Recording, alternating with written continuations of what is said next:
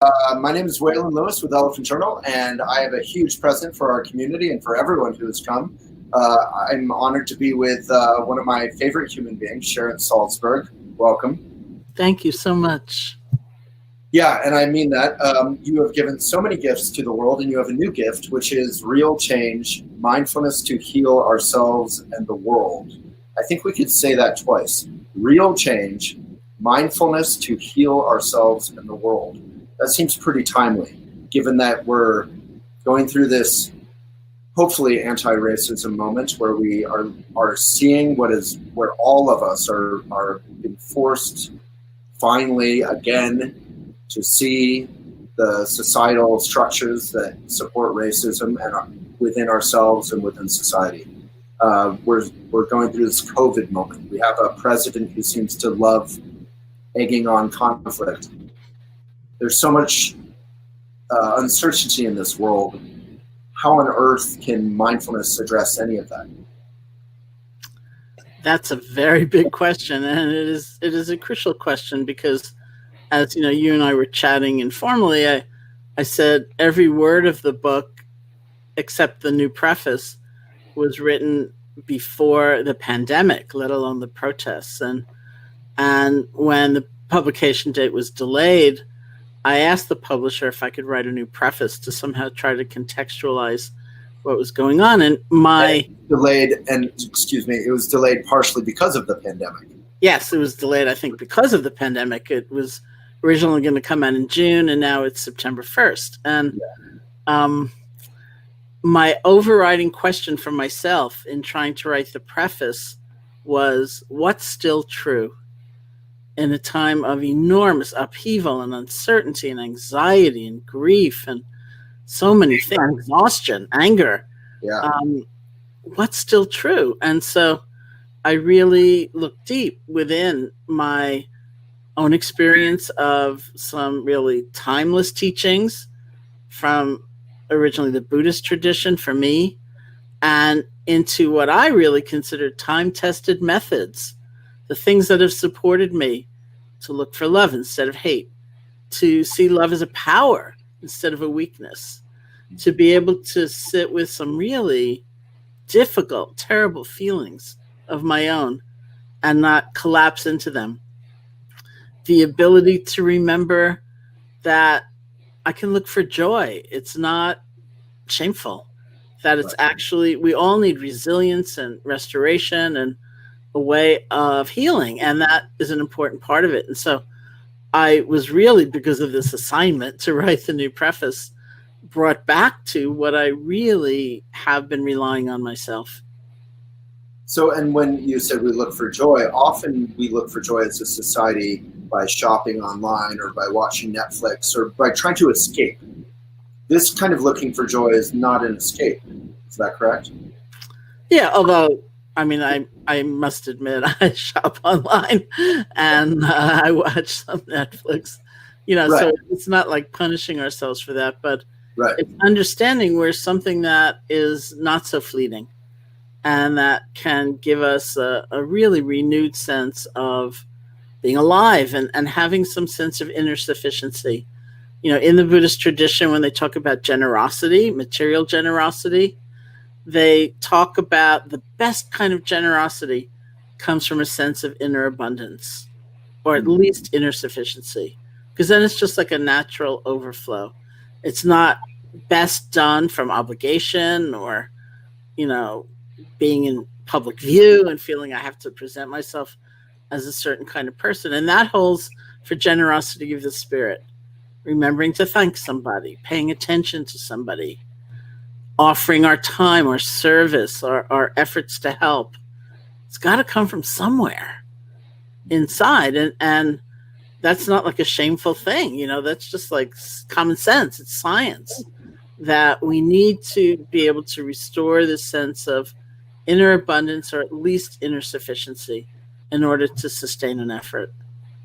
And what you're saying in this book isn't just philosophy. There's a practice, Metta or Maitri or loving kindness, that can help us make friends with ourselves and our anger and our shame and our inadequacies or perceived failures. Is that correct? That's correct. So could you help us, obviously we need the book, but can you help us understand how to do that practice in a simple way with ourselves and for the world? I think it actually begins with mindfulness, which can be defined in a lot of different ways. But one of my favorite definitions is a quality of awareness where we can be with the experience of the present moment without so many add-ons, projecting into the future. If we have an uncomfortable feeling, trying to imagine what's going to feel like tomorrow, what's it going to feel like next week, or this is all that I am, this is all that I'll ever feel, or I'm so bad for feeling this, I should have been able to control this, why can't I stop it? Things like that. Those are all add-ons, and they arise just from habit, from conditioning. And for me, it's speediness is often the thing. I'm like, this is great, but I can barely enjoy my food because I'm so speedy in eating and I enjoy it, but I'm like, oh, it's gone. So I'm always rushing out of the present moment. So exactly. So it's not even just painful feeling, as you say. It's how do we take in pleasure? Do we let ourselves take in pleasure? Right. Are we so fast? Are we so distracted? Or, with pleasant or beautiful or wonderful experiences, sometimes we have a standard it's not meeting. I often tell the story about going with a friend in DC years ago to that area of the region where there's this concentration of cherry trees, and when they bloom, that's cherry blossom season. And so this friend brought me, and I was just in awe. I said, this is so incredible. This is like so beautiful. All these delicate pink blossoms, and they're all blooming. And then my friend said, oh no, it's past the peak. And I thought, oh no, I'm having a bad experience. This is like inferior. This is not what it should be. Or we feel so guilty. There's so much genuine pain in the world, and maybe in other parts of our own lives, that we can't allow ourselves to take in the joy. And certainly with difficult feelings, our own greed, our own despair, our own anger, whatever it might be, we can add, I shouldn't feel this. This shouldn't be here. I'm ashamed of this. I've got to deny it, whatever it might be. So those are all add-ons. And to learn to see them and be able to relinquish them and come back to our actual experience. So that's the moment where we then introduce the loving kindness, where we actually silently say to ourselves, may I, or may you, however you want to phrase it, may I be safe, be happy, be healthy, live with ease, or whatever phrases you want to use. It's a way of moving from being ashamed of what we're going through or denying it or saying it's not good enough to embracing ourselves right in that moment. I want to ask you a general question, and I'm interested to see how you would answer it, because there's many ways you could, because it's not a very focused question. But how can something like metta or loving kindness apply to racism? Well, I think both mindfulness and loving kindness play a role. The mindfulness in that, I think it's incredibly powerful to see our own assumptions. Let's say you're a white person and you make certain assumptions about people. They belong, they don't. That one's this, that one's that. I tell a story in my book. This isn't particularly about racism, but it's about an assumption about a friend of mine, someone I know who is a writer, who was on a book tour, and he was in a restaurant after his lecture having dinner, and this group of people came in, and this one woman separated herself from the group and came up to him, and he took a look at her and he thought, she looks really stupid. She looks like she's not very well educated. She's whatever. And during the course of his lecture, he had mentioned how much, as a college student, reading Proust, especially remembrances of things past, had been important for him. So when this woman came up to him, the first thing she said was, I was at your lecture. And his heart sank. He thought, she probably didn't understand any of it. Right. And then she said, But I want to say that I get much more out of reading Proust in the original French. So there's a moment. Wow.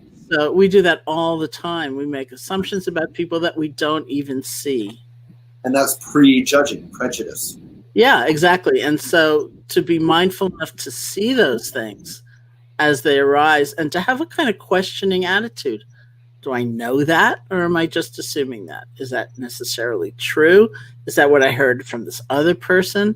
And this is very quick. It's not like being mean to yourself. It's not like a super intense scrutiny, but you just have this kind of view so that maybe you think before you speak, or you ask rather than assume.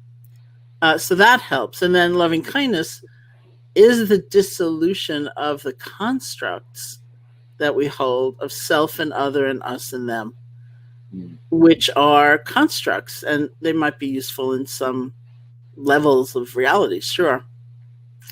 But to hold that as permanent, as unyielding. One of my favorite stories is this time I was driving in a car with a friend, and we got stuck in this miserable, horrible, terrible traffic, and we were complaining bitterly about the traffic.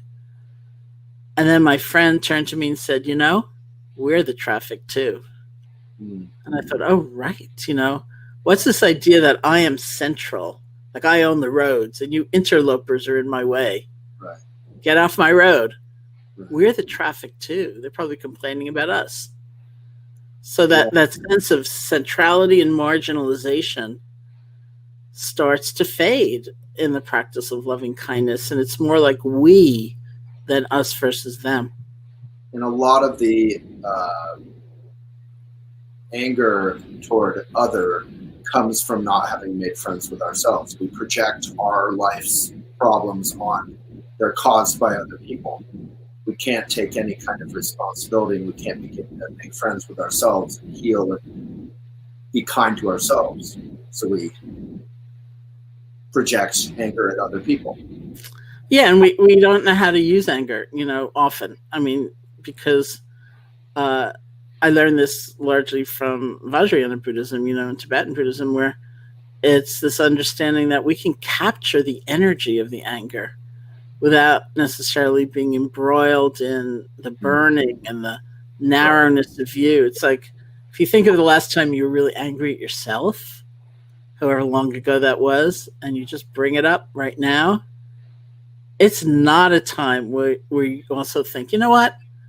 I said that really stupid thing on Facebook, but I also did 5 great things that same morning. It's like those 5 great things, they are gone.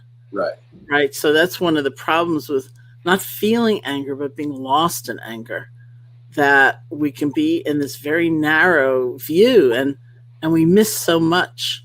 And so what we want to do is capture the energy of it, because that's strong and essential in a way to draw a boundary or, say this is wrong or whatever, but without the burning.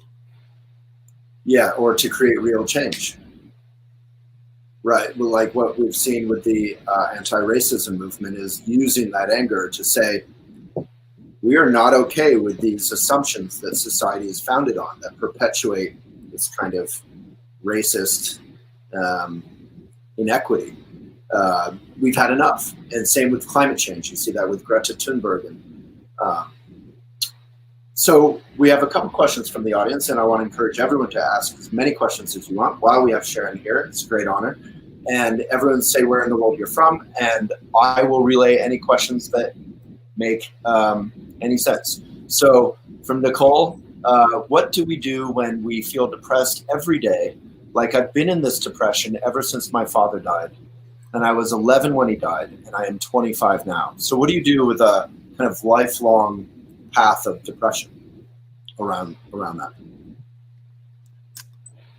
Well, I think it's a journey, and it's a journey with many components. The first is hopefully removing the stigma, to understand that, my mother died when I was 9, and this is a traumatic event.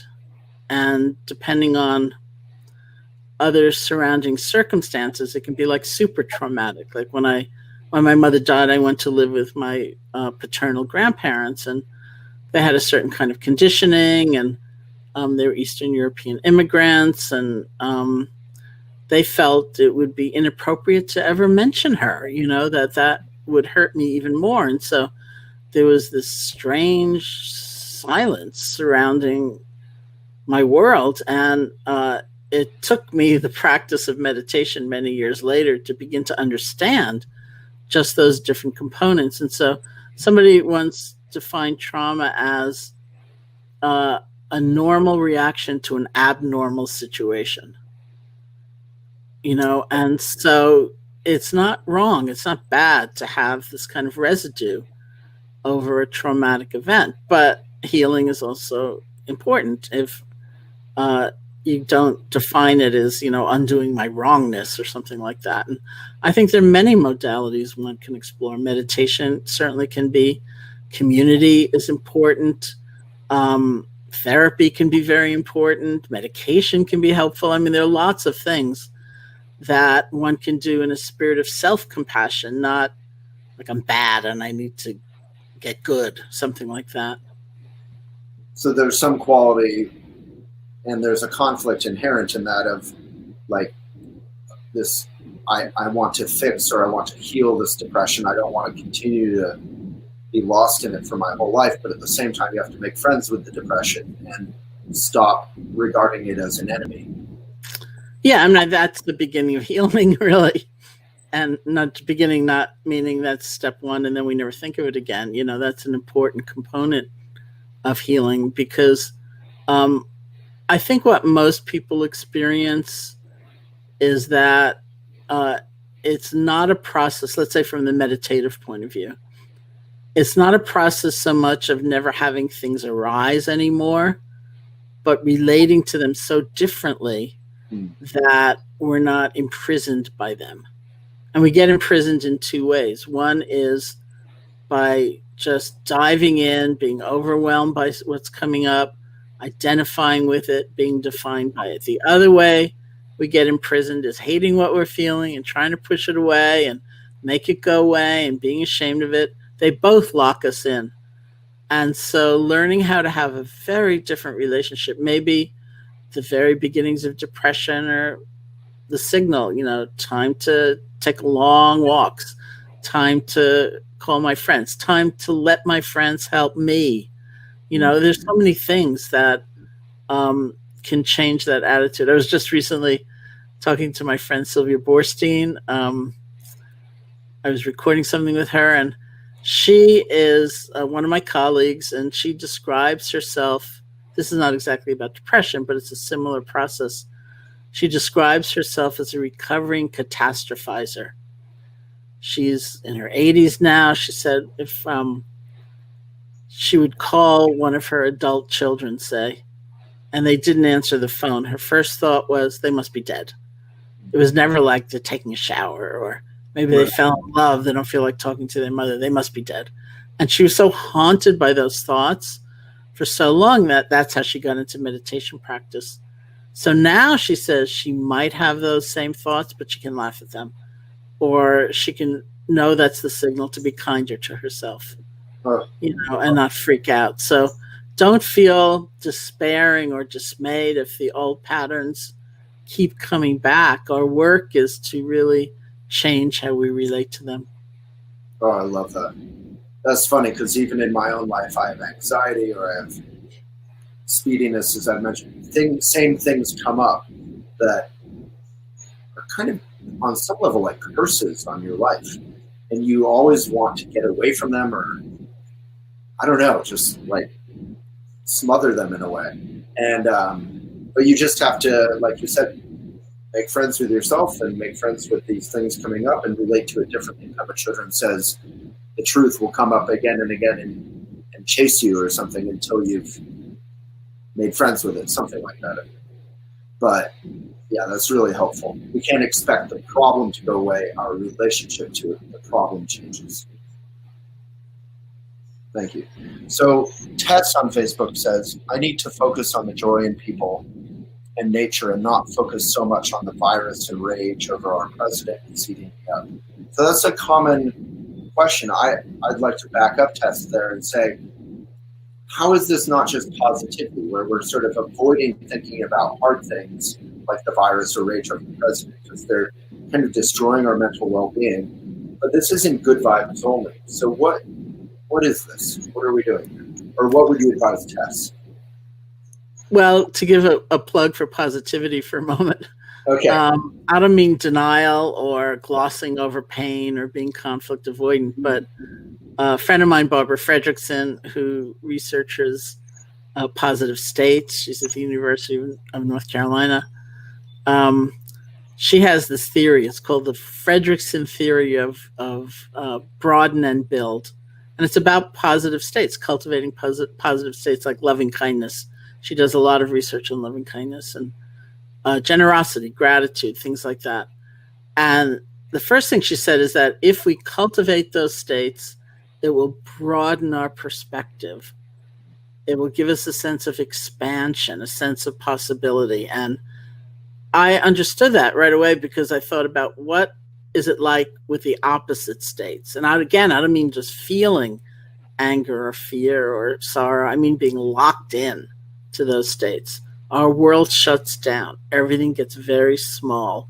We have no sense of options, no sense of possibility. So it makes sense to me that the opposite would open us. And the spooky thing, and I kept confirming this because I found it so eerie, was that when they had people, let's say, cultivate gratitude or cultivate loving kindness, their peripheral vision actually got better. And I thought, oh, that's so weird. Yeah. So that's the broaden part. And the other part is build.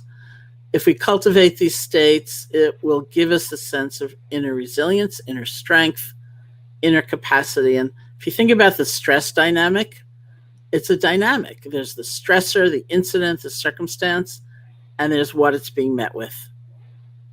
And for me, that sense of resource comes strongly from my meditation practice and from community. So I'm not meeting adversity in exactly the same way I once did. So that's just my plug for positivity. But I know what you mean, because people think of like the cultivation of loving kindness as denial and being sickly sweet and saccharine and not being willing to face pain. But the question is, how do we face the pain? Because the point isn't to crumble. I mean, one of the things I was always attracted to in Buddhism was that suffering is not considered redemptive. It's not the point. Right. Like suffering is not grace. How we meet the suffering is everything. And we all know people who go through a hard time and they come out embittered and alone and feeling isolated. And we perhaps know people who go through a hard time and somehow they come out with a sense of connection to others, feeling like they're part of a community, with a sense of loving kindness. And it's different, but it's all in how it's met. And so we take the time, and it's an intentional process to look for what's good, to look at the joy, not to avoid the pain, but so that we can look at the pain and not be undone by it. And in terms of like rage over the president or concern around the virus, that comes to like that, I forget who it is, Shantideva or the Buddhist, we have a blog on Elephant, the Buddhist rule about worrying. And it's, if you can do something about it, why worry? And if you can't do something about it, why worry? So in terms of the president, obviously, if you're concerned around that, reading journalism, encouraging folks to register and vote, volunteering, you can actually take action, and being engaged can help be constructive and make it a healthy experience. And then there's a level where we can't do that much, and you have to just, as you say, find joy in your everyday life. And I guess my concern about the positivity is sometimes people have all these concerns. People are starving in the world, and there's, sexism and racism. There's all these things, and then they're like, I can't, or animals are in factory farms. I can't look at that. So then we have to maintain our empathy, and true empathy can come out of loving kindness, which is what you write about. Yeah, no, I mean, of course, it's hard to look at, and I think it's an interesting bit of introspection, like what actually allows me to look. And I think your point is so crucial. Like in terms of mindfulness, I often say, like, what if you can sit and be mindful of your anger, which means in that moment, you're not plotting about how you're going to find a new therapist, so you're not, or a new meditation practice, so you're not so angry, or figuring out the vengeful letter you're going to write, or, you're sitting there. And the pivot of mindfulness practice is that usually when we have a strong emotion, we're consumed with interest in the object or what has provoked that emotion. And here we pivot, like, what is the feeling of anger itself? What does it feel like? And what does it feel like in my body? And what's sort of the anger movie? I think if you can sit with it, you will see it's not just one thing. It's moments of fear and moments of sadness and moments of rage. And almost always in there is some sense of helplessness. And what I find is if I can get to that place of seeing the helplessness, then I can resolve on an action, even if it seems like a small action. And I'm so glad you mentioned voting. Just today in the mail, I got I'm in Massachusetts, the application to vote by mail. And I looked at it and I thought, wow, voting is such an important ritual for me. And I like going down to the poll. And, one year they kicked me off the voting rolls and I was like totally freaked out. I mean, I found out before, but it's so important for me. And I just looked at this mailing and I thought, well, maybe this year, I'll vote by mail. But it's so essential. I think of all the actions we can do, it resonates so strongly with me because it's so consonant with the Buddhist vision of like, everybody has inherent worth. Everybody has innate dignity. We may be out of touch with it, but it's there. And that we can express that in the act of voting. Well, and in your book, we can learn more about how to actually practice this, how to actually accomplish this, not just talk about it, which I deeply appreciate, and it's helpful and it shows the way, but we can actually follow through on this. So I can't wait to get your book, Real Change. Sharon, thank you so much for your generosity and spending time with us. It's a great gift. Maybe we could ask one more question and then we'll let you go because I know we have used a lot of your time today. From Megan, how do we practice mindfulness in the midst of an active and enduring traumatic time with COVID? So we've already kind of touched on this, but mindfulness, as I've written, isn't just for peaceful, happy times where you have like the guru on the mountaintop. It's for the chaos of everyday life and raising a family or being at school or whatever is going on. I would actually start with the foundational exercise of being with something like the feeling of the breath, if the breath works for you as a kind of neutral object, because one thing that happens in times of great stress is we forget to breathe. And as my early teachers would say, the breath is very portable. So if you practice, say, for 5, 10 minutes, 20 minutes a day in a formal sense, and then you're working or you're at the dinner table with family or you're commuting and you start to get anxious, you can say, okay, take a breath. It's right there. You don't need any equipment. And I found that just by those moments of coming back to the breath, it's a quality of rest, not being so caught in the chaos, not feeling so pressured. And we need that ability to rest really a lot these days. And so the breath or something like the breath where you can just settle back and experience it. And that becomes the platform for being able to be aware of all kinds of different feelings, the uncomfortable ones and the really joyful ones, and be with them in a different way. And if we lose our minds in our habitual patterns or our depression or our anger or our confusion, we just simply come back to that breath. Exactly. And the act of coming back is the most important thing. It's, learning how to let go and begin again. Well, thank you, Sharon. I can't wait to read your book, Real Change. Do you mind holding it up for us one more time? Brand new or even pre-brand new. Real Change, Mindfulness. And what's the subtitle again? To heal ourselves in the world. Okay. Thank you. Couldn't be more timely. Sharon Salzberg, thank you for Thank your you so generosity much. in teaching us. Thank you. Thank you. Okay, hope everyone enjoyed that. Thank you so much for joining. Sharon is a real gift, real honor. Her books are wonderful. They're about Maitri, loving kindness, Metta, and actually how to practice that. So please support her work and supporting us, and go check out her book. Hopefully we put that in the comments in the sidebar. And big love to everybody. May you breathe deeply through and come back to from your and my obstacles. We all share these various obstacles. May we use this practice to be of benefit to ourselves and the whole world.